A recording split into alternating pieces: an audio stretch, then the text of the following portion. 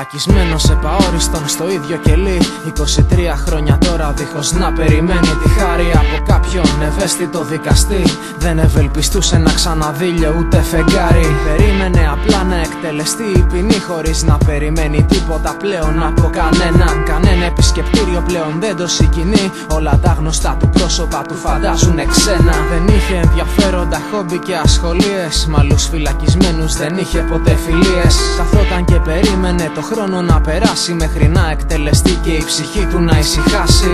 Ώσπου μια μέρα μέσα στο κρύο κελί του ανακάλυψε κάτι που άλλαξε τη ζωή του. Κάτω από το μουχλιασμένο τσιμέντο σε μια γωνία βρήκε μια άσπρη μισοφαγωμένη κοιμωλία. Και άρχισε να γράφει στίχους του κελιού του στίχους με μονούς ήχους στα βήματα των φυλάκων στην απομόνωση. Κάνοντας με μανία κάθε σκέψη ραψοδία, μέσα σε μπουντρό μια κρύα να είναι η μόνη του εκτόνωση. Και γράφοντας τους στίχους του ο καιρός περνούσε, έπαιρνε την κοιμωλία αγκαλιά και της μιλούσε. Παραλυρούσε, νόμιζε ότι του απαντούσε, να μην τελειώσει πριν πεθάνει την παρακαλούσε.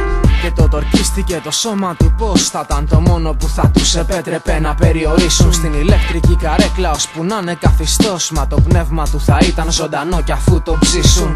Κι όσο η μέρα της καταδίκης πλησίαζε, η φήμη ότι θα επέστρεφε οργίαζε. Οι πιο πολλοί δεν την παίρναν στα σοβαρά, μα τα πρόσωπά τους τα λαμπρά κάτι άγνωστο επισκίαζε.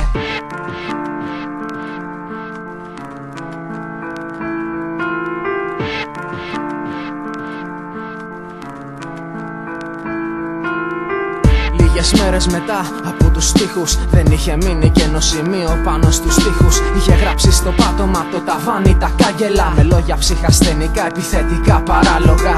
Η κοιμωλία του είχε σχεδόν τελειώσει, από την αϊπνία τα μάτια του είχαν θολώσει. Ήθελε μόνο το μυαλό του να κρατήσει ανώθευτο μέχρι τη μέρα που θα ερχόταν το αναπόφευκτο. Κι αυτή η μέρα ξημέρωσε εν τέλει. Για τελευταίο γεύμα τον ρωτήσανε τι θέλει. Τους κοίταξε ατάραχος κι πέτα παρακάτω. Δεν θέλω γεύμα, μόνο να τελειώσω αυτό που γράφω. Κι αφού το έκανε λουφάξε στη γωνία, εκεί που είχε πρωτογνωρίσει την κοιμωλία.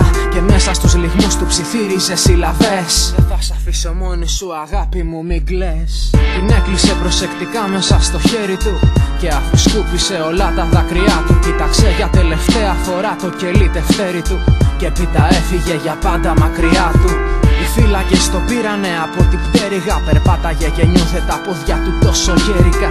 Ο αέρας γύρω του μύριζε νέκρα μέχρι που έφτασαν στο δωμάτιο με την καρέκλα. Τον βάλαν να καθίσει, του φόρεσαν χειροπέδες ξεχωριστά στους δύο καρπούς και τις δύο φτέρνες. Έφεραν ένα ράσο φορεμένο και τον διάβασε, μα αυτός χαμένος μέσα στις σκέψεις του δεν τον άκουσε. Δεν κατάλαβε κανένας ότι έκλαιγε πνιχτά. Κράτησε την κοιμωλία στο χέρι του πιο σφιχτά. Κοίταξε τριγύρω του για μια τελευταία φορά και ψιθύρισε στην κοιμωλία. Μη φοβάσαι πια.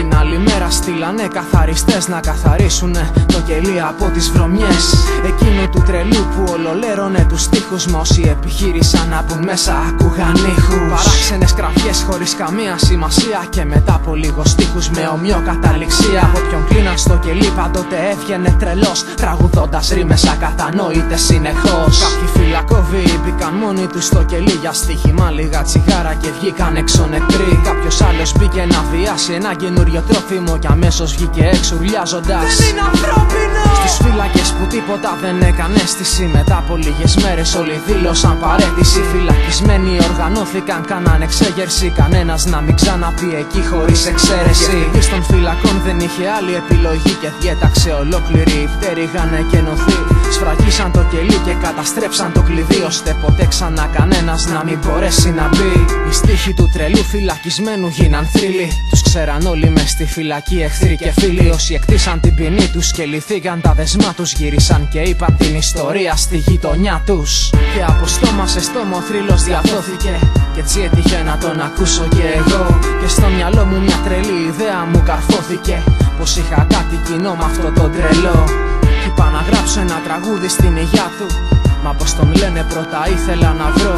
Πήγα στη φυλακή και ρώτησα το όνομά του, μου παν τον λέγαν φιλόλογο ραψοδό.